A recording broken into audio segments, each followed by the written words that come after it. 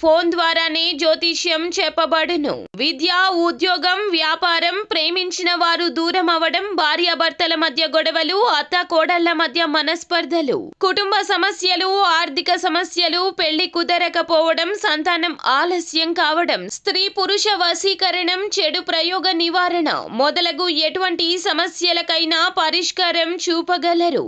స్త్రీ పురుషులకు ఎటువంటి సమస్యలు ఉన్నా నమ్మకంతో కాల్ చేయండి. Phone number 9866643482. మేషరాశి వారికి 2 రోజుల్లో సంతానం వల్ల జరిగేది ఇదే. అందరికీ నమస్కారం, ఛానల్కి స్వాగతం.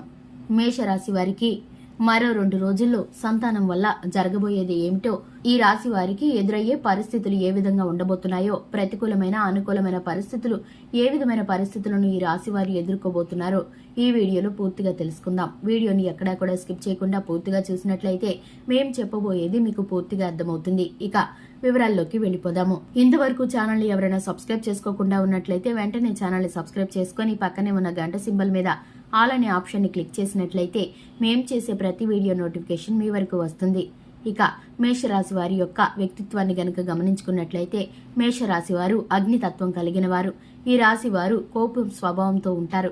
ఈ రాశి వారు అనుకున్నది అనుకున్నట్లు జరిగేంత వరకు పట్టుదల విడిచిపెట్టని వారు. ఈ రాశి వారు మొండితనం, ధైర్యం ఎక్కువగా ఉంటాయి. ఈ రాశి వారికి దూకుడు స్వభావం ఎక్కువగా ఉంటుంది. ఈ రాశి వారు ఎదుటివారు చెప్పే మాటని ఆలకించకుండా వారి సొంత నిర్ణయాలనే పాటిస్తూ ఉంటారు.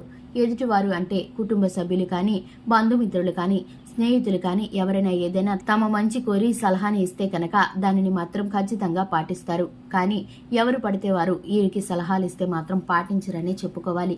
ఇక ఈ రాశి వారు పనిచేసే చోట, అలాగే వ్యాపార స్థానంలో, అలాగే చుట్టుపక్కల కుటుంబ సభ్యుల్లో మంచి పేరు ప్రఖ్యాతులను కలిగి ఉంటారు.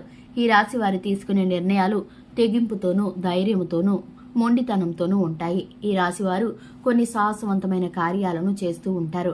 జీవితంలో అనేకమైన రిస్కులను ఫేస్ చేయడానికి ఈ రాశివారు ఇష్టపడుతూ ఉంటారు. జీవితంలో ఉన్నతమైన స్థానానికి వెళ్లాలని వీరికి పట్టుదల ఎక్కువగా ఉంటుంది. సాటి వారితో పోటీ పడకుండా, ఎదుటివారి ఎదుగుదలను చూసి ఓర్వలేని తనంతో బాధపడకుండా వీరి జీవితం పట్ల వీరు శ్రద్ధను కలిగి ఉంటారు. వీరు మంచి మనస్తత్వం కలవారు. ఎదుటివారికి సహాయం అంటే వీరికి ఉన్నా లేకపోయినా కూడా సహాయం చేయడానికి ప్రయత్నిస్తారు. తమ వంతు సహాయం ఖచ్చితంగా చేస్తారు. అది మాట మాత్రమైనా కావచ్చు, ఆర్థికంగా అయినా కావచ్చు.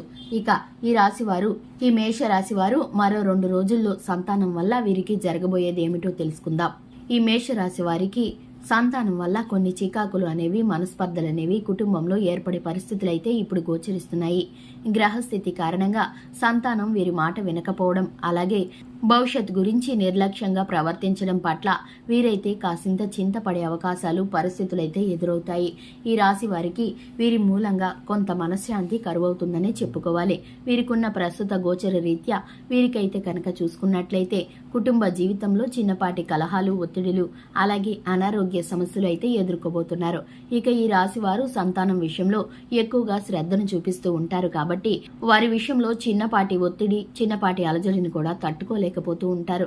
వారి భవిష్యత్తును మంచిగా తీర్చిదిద్దాలని ఆశపడుతూ ఉంటారు. కానీ వారైతే వీరి మాట వినకుండా కొంత అశ్రద్ధ చేస్తూ బాధ పెడతారని చెప్పుకోవాలి.